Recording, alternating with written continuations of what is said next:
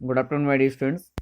मैं आपका विज्ञान अध्यापक शुभम तिवारी माया ज्ञानोदय संस्कार अकादमी बिरधालयपुर से आप सभी कक्षा 7 के विद्यार्थियों का आज की इस विज्ञान विषय में हार्दिक स्वागत करता हूं।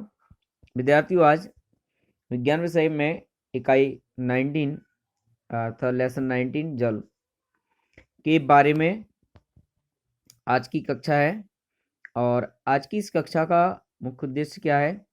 सबसे पहले तो है जल का संगठन, अर्थात जल किस प्रकार से बना और कौन कौन से तत्व इसमें शामिल हैं। इसके बाद जल के भौतिक एवं रासायनिक गुण क्या हैं। जल एक अच्छा विलायक के रूप में उपयोग किया जाता है। जल का खारापन क्यों होता है, जल की कठोरता, जल प्रदूषण और जल संरक्षण। इस पाठ का जो मुख्य उद्देश्य है वो इस प्रकार से 4 टॉपिक में वर्णित है। विद्यार्थियों, वैसे तो ये जो लेसन है इसके बारे में हम सभी लोग को जानकारी होना बहुत ज़रूरी है, क्योंकि जल एक ऐसी वस्तु है जिसका हमारे जीवन में बहुत ही महत्व है। विद्यार्थियों, 3 वस्तुएं जीवन के लिए इतनी महत्वपूर्ण और बहुत ज़रूरी हैं कि अगर ये ना हो तो जीवन संभव नहीं है। वायु, जल और भोजन। इन 3 में से अगर एक भी चीज पृथ्वी पर नहीं होती या नहीं पाई जाती तो जीवन संभव नहीं था। तो जल हमारे लिए कितना जरूरी है, कितना महत्वपूर्ण है, इसकी आवश्यकता क्या है और इसके ना होने पर क्या प्रभाव पड़ेगा जनजीवन पर, पर्यावरण पर, या इसके प्रदूषण से कौन कौन सी समस्याएं हो सकती हैं। क्योंकि आज अगर हम सुबह से उठने से लेकर के रात के सोने तक की बात करें तो 99% नहीं 100% हर जगह हमें पानी की आवश्यकता पड़ती है। सुबह उठेंगे, फ्रेश वगैरह होने के लिए जाएंगे, शौच आदि के लिए जाएंगे, जल की आवश्यकता है। वहां से आए, हाथ पैर धोना है, ब्रश करना है, नहाना है, कपड़े धोना है, भोजन पकाना है, किसी सामग्री को धोना है, भोजन पकाने के बाद, भोजन करने के पश्चात।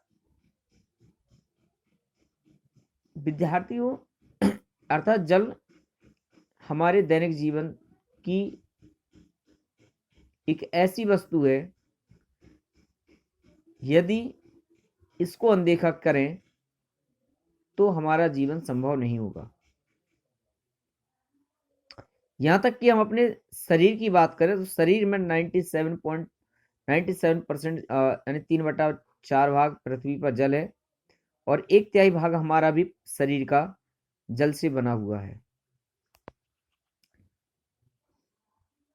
तो विद्यार्थियों, आइए जानते हैं इस विषय के बारे में। हमारी पृथ्वी का 3/4 भाग जल है, अर्थात 97% समुद्र जल, 2% ग्लेशियर व ध्रुव बर्फ तथा 1% भूमिगत झील, नदी, तालाब के जल हैं। 97% की बात क्यों की? अगर आप नक्शा देखें पृथ्वी का, पूरे विश्व का नक्शा, अगर संसार का नक्शा अगर आप देखें तो एक हिस्सा केवल छोड़ दीजिएगा ऊपर का, तो साइड से जितने भी ओर आप आएंगे तो उतनी ओर आपको समुद्र ही मिलेगा। इसके बाद ऊपर हिमाद्री श्रेणी तक जाएंगे तो ग्लेशियर, बर्फ के बर्फीले पहाड़, वो भी जल के ही स्रोत हैं। केवल मात्र 1% ऐसा जल का स्रोत है, नदी, नाले, तालाब, भूमिगत जल, जिसका उपयोग हम अपने दैनिक जीवन में पीने के लिए या अपने कार्य के लिए उपयोग कर पाते हैं।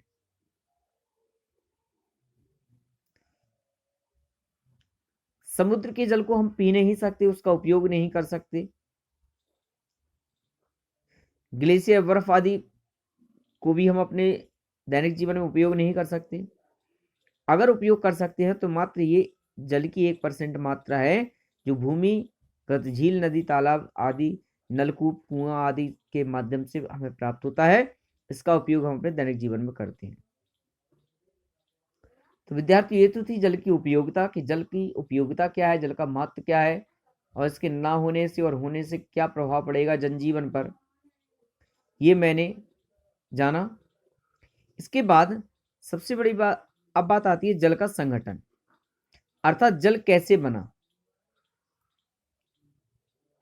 विद्यार्थियों, अगर हम ग्रंथों की बात करें अपने,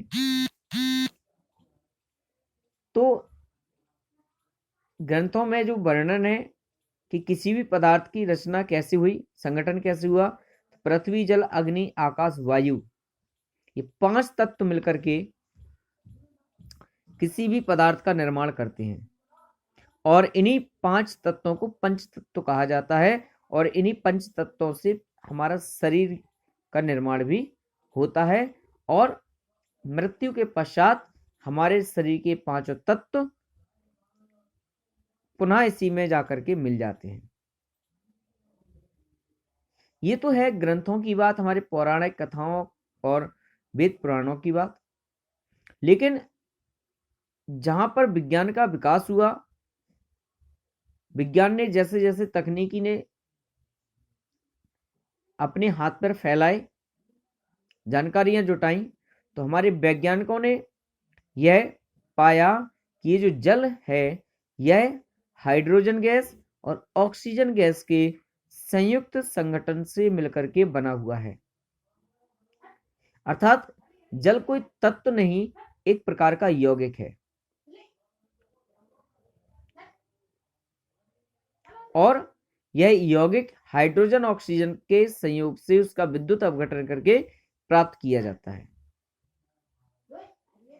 विद्यार्थियों,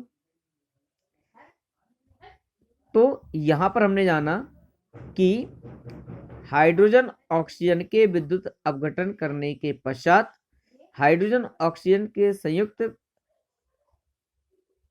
यौगिक को हम जल कहते हैं, जिसमें हाइड्रोजन के इसका जो अणुसूत्र है वो है H2O, अर्थात 2 का मतलब है हाइड्रोजन के 2 अणु और ऑक्सीजन का 1, यानी 2:1 के रेशियो में इनके अणुओं की संख्या होती है। विद्यार्थियों, जल के प्रत्येक अणु 2 परमाणु हाइड्रोजन 1 परमाणु ऑक्सीजन के संयोग से बनता है।